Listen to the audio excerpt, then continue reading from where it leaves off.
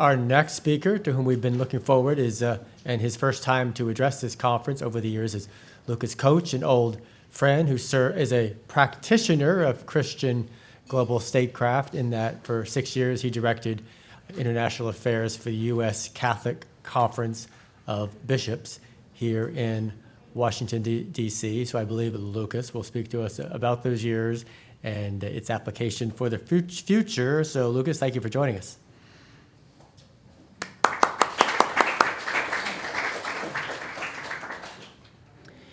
Great. Thank you, Mark. Thanks, Mark. And thank you all for being here. It gives me great hope to see so many young faces make the cost and expense to come to Washington to probe these issues. I only presume many of you are studying these types of issues in your studies back on your campuses. And I will say, on that note, and that is great to hear the discussion come up about nuclear deterrence and nuclear weapons, which the U.S. bishops have a long history of weighing in on. But you go to a lot of the institutes and think tanks now who are dealing with nuclear weapons, nuclear deterrence, and it's really a reflection where, two generations ago, as was alluded to, Russian studies, nuclear weapon deterrence, Cold War theory, that was it. That's what everybody was thinking in the international space. And nuclear weapons just don't even barely get a mention these days. Everyone's talking about AI and a lot of other current realities, albeit very concerning and grave issues themselves. But to the degree you want to go into that field, there's a real hunger and tremendous need for new generations and young people to be delving into that issue. So that's not going to be the thrust of my remarks here, but perhaps we can discuss it a little bit in the Q&A. So if I had a title for what I wanted to address you, I understand I've known IRD for many years in Providence Magazine, and so I understand I'm coming at this as a Catholic convert at that. I was an Anglican priest, actually, for over a decade, so that kind of brings that kind of perspective, but a lot of my work, my vocation, has always been in this area of statecraft and policy here in Washington.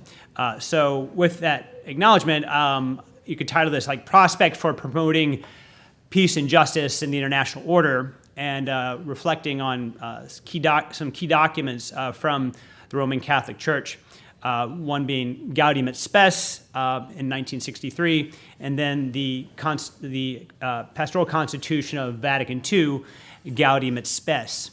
Where did those documents leave off, and where do we go from here? So again, I'll give you some context for those who aren't Romanists among the audience to delve into that. But certainly there's a treasure trove of Catholic social doctrine that was a very key element of my own conversion experience of coming into the Catholic Church, and its key broad themes that are very helpful for us Christians who are trying to think about the kingdom of God and what does that mean, trying to bring about thy kingdom come here on earth. Whether that's the broad themes of human dignity, common good, solidarity, subsidiarity, from which we could start related conversations around international order. But for our limited time here, again, I want to focus on Pacem Terris, the encyclical written by Pope John the 23rd in 1963, right as Vatican II was underway, and then the major constitution, Gaudium et Spes, as I mentioned. So a few words, let's just bear with me, tarry with me. I know you've been listening to lots of speakers and so forth, but I think this will give some helpful context for the points I will make. So Pacem Terris, just is Latin for peace on earth. It offers an important teaching on the relations between states and offers an anticipatory backdrop of such high aspirations, and granted much needed, of the international cooperation. Particularly in Section 3, called Relations Between States, it says, paragraph 80, nations are the subjects of reciprocal rights and duties. The relationships, therefore, must likewise be harmonized in accordance with the dictates of truth, justice, willing cooperation, and freedom. The same law of nature that governs the life and conduct of individuals must also regulate the relations of political communities with one another. And, going on to paragraph 84, even when a ruling authority regulates the relations between states, authority must be exercised for the promotion of the common good. That is the primary reason for its existence. It goes on, again, with these, you're going to see this theme of these kind of high aspirations, right, for the international order. Pachman and Terrace even goes on in paragraph 145 and discusses the United Nations expressly. And it says this: "Our earnest wish is that the United Nations organization may be able progressively to adapt its structure and methods of operation to the magnitude and nobility of its task. May the day not be long delayed when every human being can find this organization an effective safeguard of his personal rights, those rights, that is, which derive directly from his dignity as a human person, and which are therefore universal, inviolable, and inalienable." We as Christians, we readily share these aspirations, yet in doing so, some will argue the church can risk simply just adding on to otherwise kind of these freestanding secular forms of charity. It's easy to aspire to see the United Nations, for example, deliver on such promises. We have seen time and again this kind of institution's inability and outright failures to do so. So I think this question of perhaps are such aspirations ascribed to such bodies an example of risk of, again, the church kind of transposing, adding on these secular forms of charity. Let's pivot over now to Gaudium et Spes, which means joy and hope. It was the pastoral constitution tried to give some prescription to how the church should think about the world order. It has a subsection in part 2 called Some Problems of Special Urgency. And there were several sections therein, but the last one, the 5th section, is germane to our conversation here at this conference and in my remarks, is this: it's fostering peace and establishment of community of nations. Fostering peace and establishment of community of relations. So to the Council of Fathers at Vatican II's credit, the pastoral constitution does reject amoral, realpolitik approaches to world affairs and offers many critical points for reflection for serious thinkers among the ruling class from any country or quarter along along with the faithful and people of goodwill at large. But living now in 2024 affords us a new vantage point, does it not? If not a convenient critique, in light of developments on the world stage unknown in 1965. Some critiques have been pointed to by theologians and Catholic academics, and some of those, I'm going to touch on 5 of them. So again, bear with me. First one, Gaudium et Spes does not address utilitarianism, a default ideology among many global elites of the 21st century, be it corporatism, cronyism, extractive industries, which readily run roughshod over the innate human dignity of the other and neglects the demands of human freedom and justice, which Gaudium et Spes aspires to. Gaudium et Spes fails to reckon with the dramatic changes in the family in the West. I think a great deal of more research and broad publication in my survey can be done on the implications of the disintegration of families, on the erosion of Western civilization, and its implication on peace and justice more broadly in the international order, right? I mean, just we can see scores and scores of efforts, right, to promote gender equality or protection of minorities and so forth, and all of those can have their place. But it's interesting, you see, by contrast, very little emphasis on the family, which is, right, the fundamental political building block of a just society. Third, Gaudium et Spes does recognize the development of technology, to its credit. The space race was a focal reality of this time, and is referenced, the threat of nuclear war was very much on the minds when discussing quote, modern scientific weapons. Yet few could anticipate the silicon and digital revolutions, which we are now living, and their force for global economic growth, but also how such technology is integrated into weapons and systems of warfare. Right now, the church and wider civil society is only beginning, right, to formulate ethical considerations of the accelerated development of AI that is not going to wait for moral pronouncements from the Vatican or elsewhere to shape the present and future reality. Fourthly, Gaudium et Spes is silent on the environmental movement that significantly scaled in the latter 20th century through today. Certainly the church has spoken on the environment-related ecological considerations, and most articulately in recent times, of course, with Pope Francis's encyclical Laudato Si.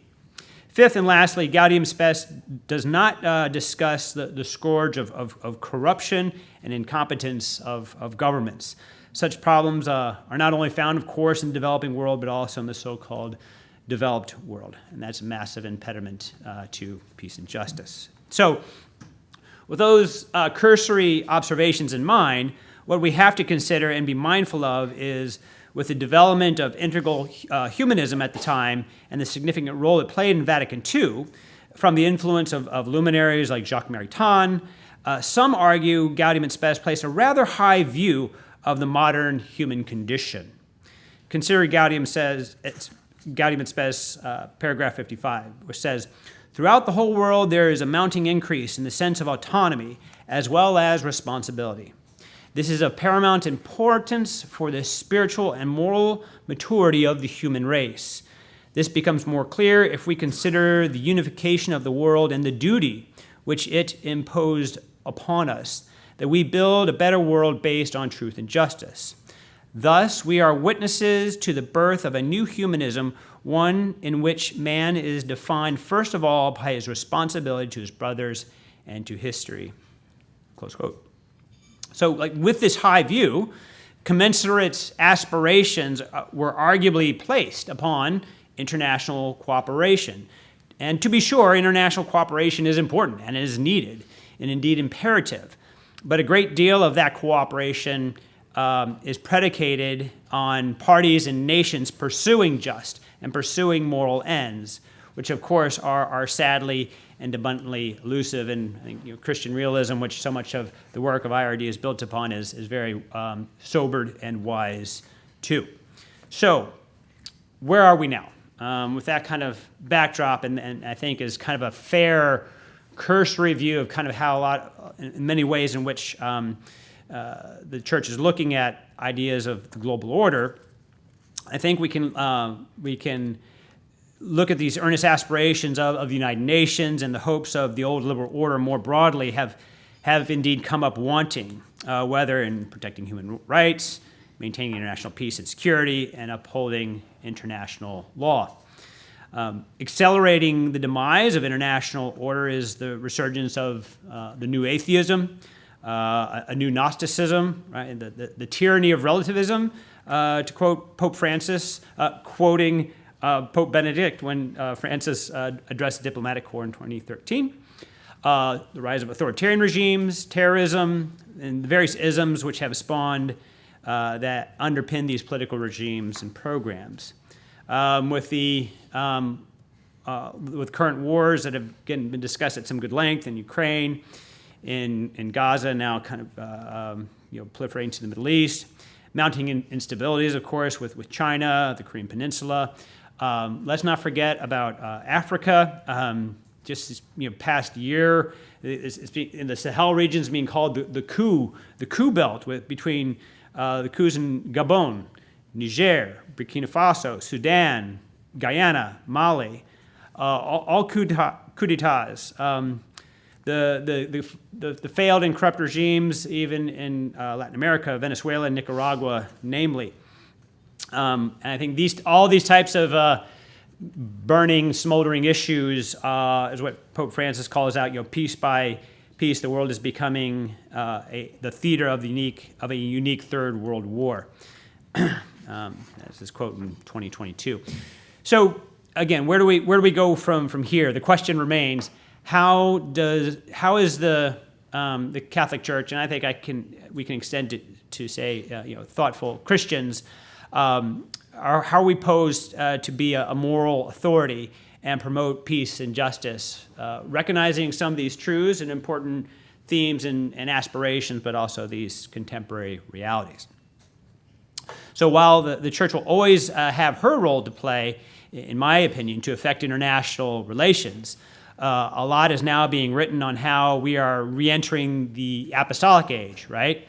An age where the church is less at the center of international power and cultural prestige, but the thinning out of the church amidst a hostile environment towards it often, and I would say, dare say always, has a refining effect whereby the disciples of Christ are more committed because of the high cost that discipleship requires. And I'd say that same type of courage is needed on the international stage. From what I modestly surveyed, my work and policy over the past decade in serving the U.S. bishops over the past 6, I do not see the church on the verge of marshaling a big peace treaty anytime soon.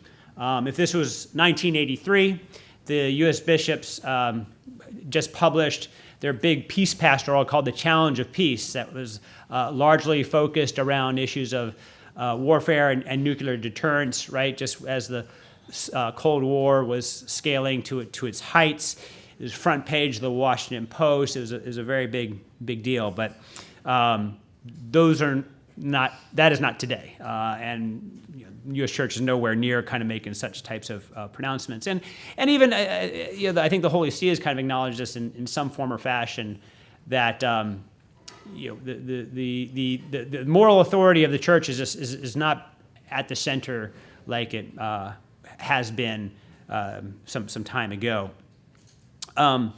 So now if at times we place too much hope on institutions to promote peace and justice in the international order, the church, with the promise of the gates of hell not prevailing against her, also offers correctives or renewed emphasis with the acknowledgement and the reminder that the gospel itself must be the central animating principle on building a society according to the precepts of justice and peace.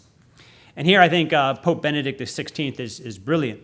In his encyclical Caritas in Veritate, promulgated in 2009, paragraph 13, where he says, the church's social doctrine is closely connected to its overall magisterium, referring to Pope Paul VI, especially his social magisterium. His was certainly a social teaching of great importance. He underlined the indispensable importance of the gospel, you hear it, for building a society according to freedom and justice, in the ideal and historical perspective of a civilization animated by love. I think the same reminder should be reiterated within the church. The imperative of the proclamation of the kerygma, along with our work about day for justice and peace, be it, like say in international affairs, which again, I hope many of you are seriously thinking about and praying and considering. And perhaps rediscover how these are indeed two sides of the same coin. I just spent a day with a colleague of mine yesterday who was one of the main chief nuclear weapons negotiators during the George H.W. Bush administration, and who's a very committed Catholic. And he would share these anecdotes, but we also both kind of agreed is more than anecdotes, that when you're in the big boardrooms and the big salons and the formal protocol is going back and forth, those are all necessary and important. But it was the offline time where they would have dinner. They would and invariably he would find ways to share faith and precepts of the gospel and aspirations for their people and so on.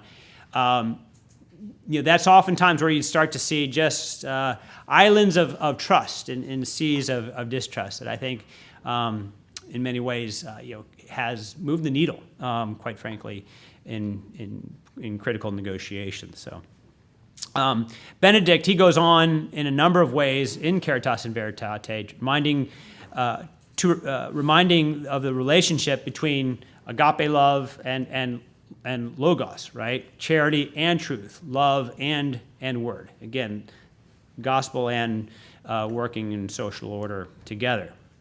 In another of his earlier encyclicals, Deus Caritas Est, he addresses Catholic charitable organizations expressly around this principle, furnishing us an application of how we are to bring this animating principle of the gospel to organizations that are seeking to promote this wider common good in accord with peace and justice.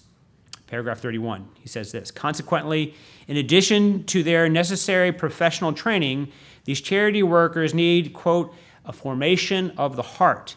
They need to be led to that encounter with God in Christ, which awakens their love and opens their spirits to others.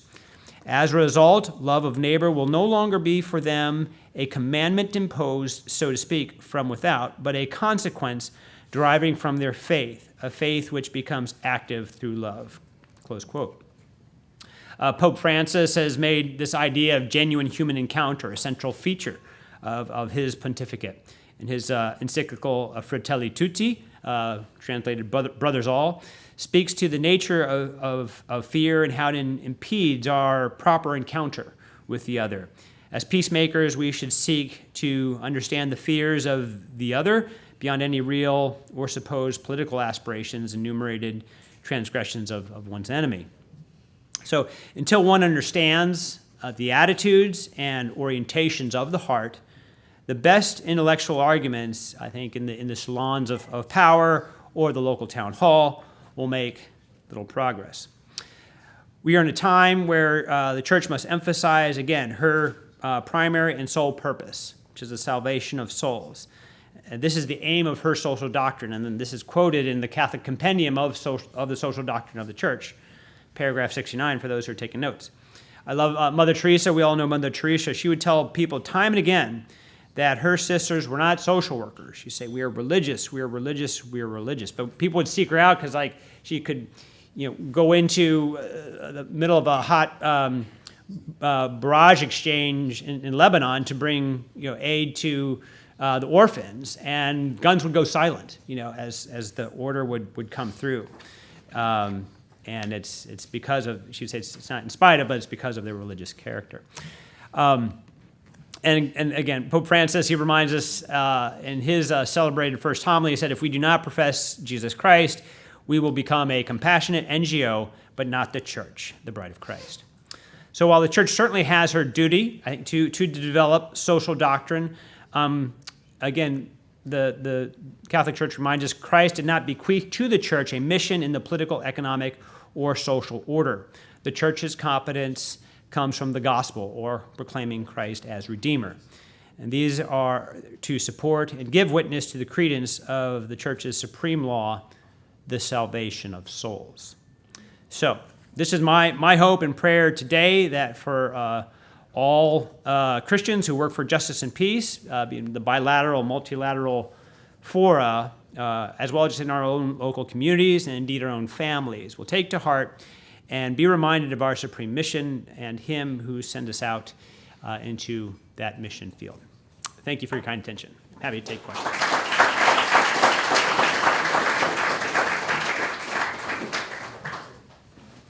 So is there a mic or? Yeah. You can just plug it out. Oh, okay. Any questions? Anybody? Let's see. One way in the back. I love it.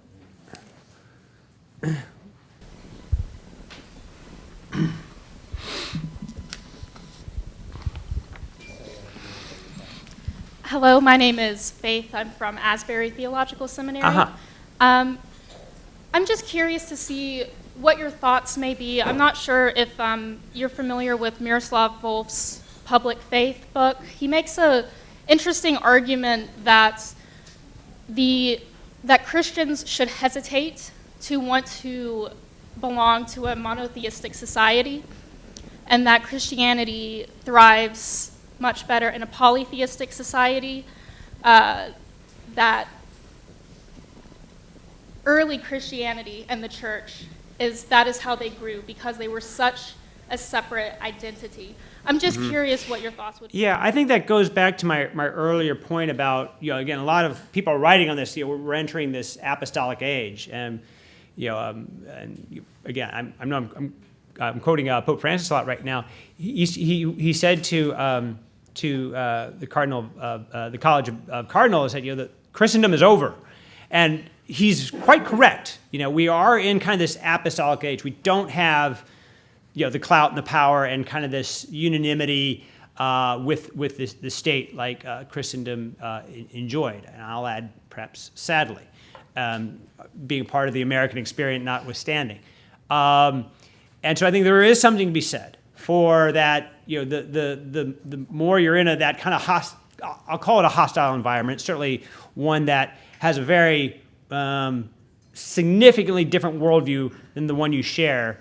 You can be sure that if you're going to be a believer in that environment, you're almost by definition you have to be all in. A few years ago, I came back from northern Iraq and had the privilege of visiting many of the Catholic churches, the Chaldean churches in the Nineveh Plains that have survived the onslaught of ISIS. Now they're being suppressed by the Iranian Hashid, the militias, let alone their own Iraqi agencies and government. And I would ask you, why come back? Why you're here? And literally, their town is just in rubble. And they said, this is home, and this is where God has called us to be. And I was really humbled by that, to say, gosh, I wish we had that faith. And I think we have, let's face it, still, if you're here in this room, we all have a great deal of privilege. And but you really want to see the richness of faith. Go visit those communities that are living in very hostile regions, which is a great deal of the world, right? And you will see people of extraordinary faith, and that's often where I think, certainly the gospel can go out and the kingdom can be advanced. Yeah. Thank you.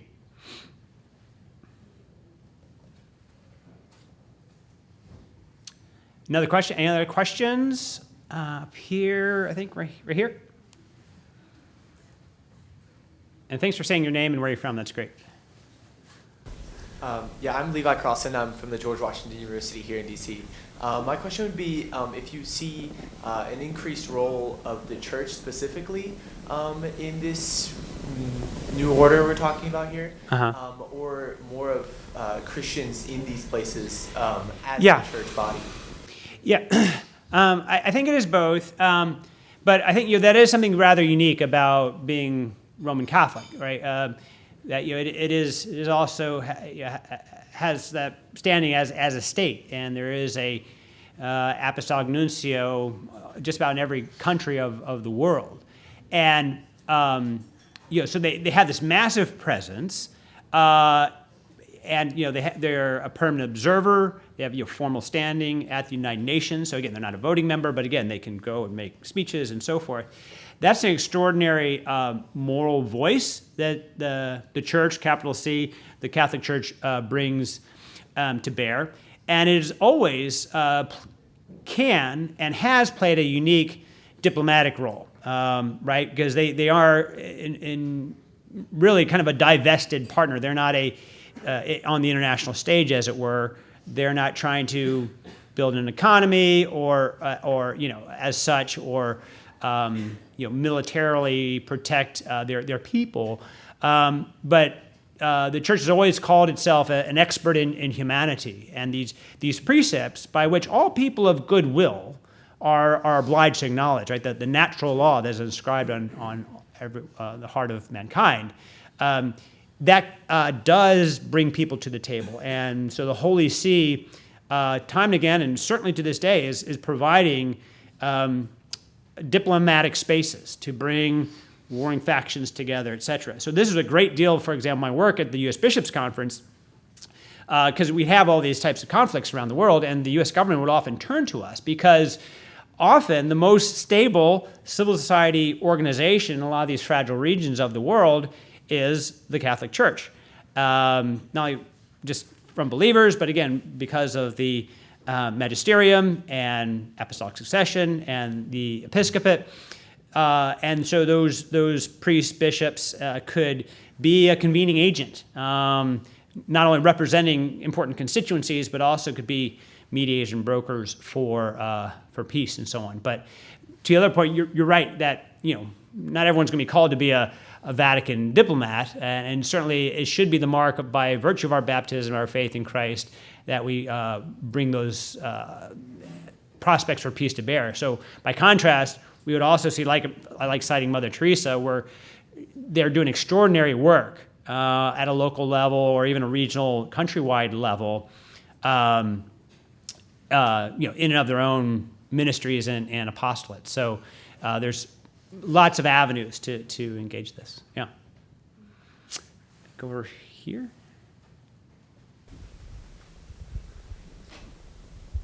Hi, my name is William Roberts. I work here at the at the Institute on Religious Democracy. I was hoping you could just offer your assessment for the future of the Catholic Church in the Levant and Mesopotamia as you raise this dire situation of the Christians of Iraq.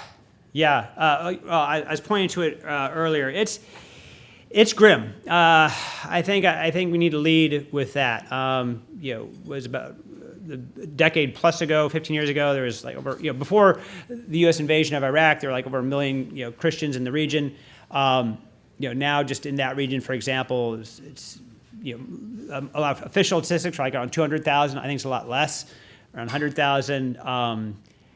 They're like the white rhinos of Christianity. They're few, and they're hanging on by a thread. They're, again, extraordinarily courageous and doing apostolic work. But the future's not bright, realistically. And so I think until there's some real stabilization in that region of the world, in terms of conflict, but also I think in terms of regimes, a lot of these regimes kind of have on paper notions of religious freedom, but a lot of those countries and Islamic regimes do not allow for freedom of religion, again, which Vatican II really developed at great length through Dignitatis Humanae. So, it's grim, but I know like the Archbishop of Erbil, for example, he's doing a partnership with Franciscan University of Steubenville, and wow, so his country's been decimated, and a lot of other humanitarian actors, faith leaders, they want shelters and food and indeed critical needs. But he says, you know what? No, we're building a state-of-the-art hospital. We're going to build a Catholic university in Erbil. So now there's a Catholic University of Erbil, Iraq. He's saying we are integral to the fabric of this land and this region. We're not just trying to survive. This is our home, and we're integral to the fabric of this people. Very bold, forthright leadership. So let's also end on with a note of hope that there could be some helpful developments. We'll see how the Holy Spirit leads and the kingdom tarries. Yeah. I think over here. Hi, I'm Josh from Cairn University. You spoke a lot about how the work of the church is for the salvation of souls and advancing justice and peace. I wanted to get your thoughts on the rising Christian nationalism movement that seeks to use Christianity and the church to advance what can be considered far-right politics and policies. Yeah, sure. So, I mean, I think, there's a lot of kind of making Christian nationalism synonymous with a kind of nationalism that's not helpful, not healthy or good. And I think that's fair. But what's not, I think, highlighted and is worthy to articulate is what is a healthy nationalism.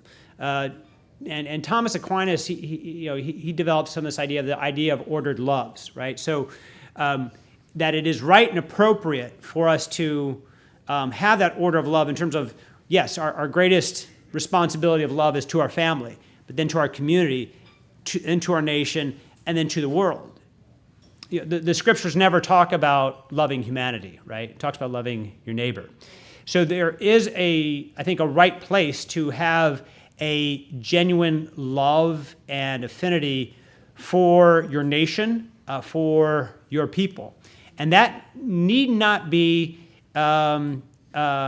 exclusive of the common good of other nations and the world. So I would say if where that's just kind of being cast as sort of this singular, that's a bad path and that must be avoided at all costs. Look for those who are saying, okay, well, let's look at this from more of a Christian perspective, a biblical perspective throughout the course of Christianity, not just our kind of current concerns. That is also going through a lot of current cultural and political lenses that are often not fairly acknowledged and appraised, in my opinion. This is really fun. I want to do this all day. This is great. There's one back there. Yeah. My name is Mariah Barnell. Where are you from? Wyoming Catholic College. Oh, fantastic. Yep. I was wondering if I could connect it with the last speaker. When he said that nuclear weapons, they work as a deterrent. Uh-huh. And I think he's right that they work as a deterrent, but you can't avoid the disturbing fact as to why those work as a deterrent. Yes. They work as a deterrent because they are automatically threats against citizens. They are automatically threats against the innocent. We automatically are going to shoot them at cities. We're going to shoot them at things like that. So I guess my question is, how do Christian, you talked about peaceful justice. Mm-hmm. And I guess I'm wondering, how do you reconcile the fact that we know nuclear deterrence works, but we also know that it only works because of a very, very bad reason? That's right. And so how do you balance the two of Christian justice and a policy that we know works, but is also very bad in some ways? Great. Okay. Again, that could be a whole day lecture. How much time do we have? Are we doing okay? 3 minutes. Okay. All right. Good. So, in 1983, the U.S. bishops launched this pastoral letter called Challenge of Peace. And in it, they made this rudimentary proposition and they said, we have a presupposition against war. Okay, we can debate the merits of that. Some I think is very fine and good, but there are also critiques of that where they said, no, that we or they, depending on who said it, didn't start at the right point. The presupposition should be we have a presupposition against injustice. Because, of course, as we know through, certainly from St. Augustine summarily, but others, that the church has developed an idea of just war.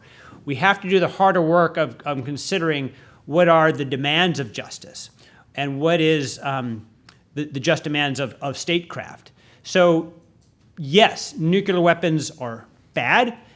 They are fraught and in many ways are madness, right? But before jumping to that truth, we have to do the harder work of the demands of justice, and how the state is obliged to provide not only for the good of the citizenry, but also the common good of humanity and the universal destination of goods around the world. So, to that point, I think that the way to get after it, and I think this is where there is unanimity among sort of, if I may say, liberal conservative wings of the church, is the goal is still disarmament. Nobody disagrees our world will be safer if there's fewer nuclear weapons on it. Very, very difficult to achieve. And because we're as this conversation, prior conversation kind of nodded to, we can easily be on the verge of a new arms race, and that's a real possibility, and that can make things even more fraught. And so that what made Pope Francis, not in a formal document of the magisterium, but what he said in press and in statements, he said it's now it's immoral to merely possess nuclear weapons. And a lot of people said, yes, that's great.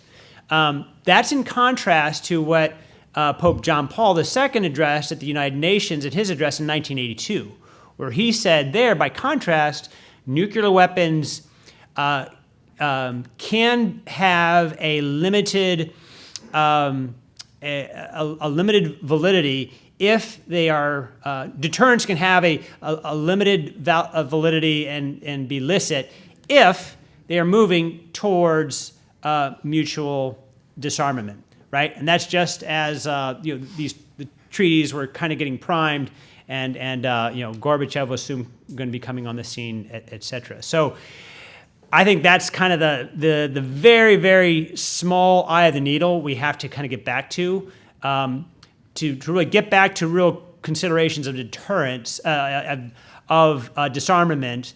I think there can be a place and has been a place for deterrence. That's a big debate in a lot of Catholic circles. But it's also going to be predicated on these wider just demands of statecraft that I think have been lacking. Thank you. Lucas.